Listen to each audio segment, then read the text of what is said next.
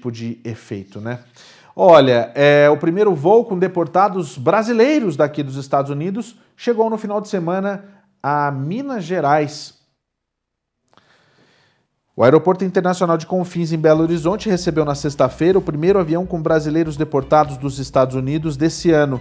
A aeronave, um Boeing 737-300 da iAero Airway, decolou de Phoenix, no Arizona, e fez paradas em Alexandria, na Geórgia, em San Juan, Porto Rico e em Manaus, antes de parar definitivamente em Minas Gerais. Não está claro a quantidade de imigrantes a bordo, mas o número costuma variar entre 60 e 100.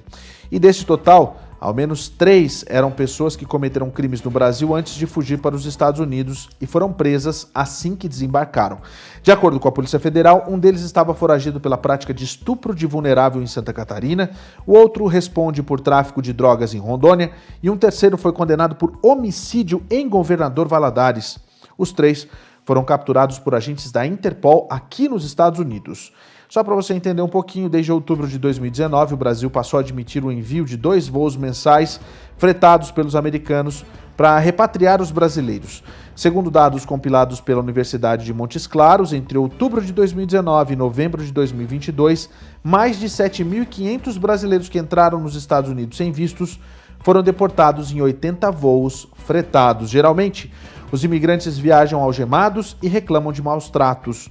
O assunto é uma situação, uma contenda diplomática entre os dois países. Recentemente, o presidente Luiz Inácio Lula da Silva disse que pretende rever algumas regras sobre esse assunto em sua primeira reunião com Joe Biden, marcada para a próxima semana aqui em Washington. Lembrando você também que o presidente Luiz Inácio Lula da Silva fez questão de dizer que vai rever também aquela situação em que os americanos, australianos, japoneses e também canadenses têm visto liberado para entrar no Brasil.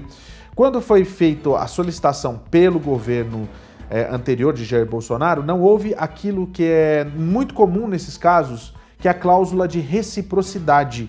Nesse momento, já houve uma conversa com o Japão que disse que vai aceitar a cláusula de reciprocidade e os brasileiros não vão mais precisar de visto para entrar no Japão.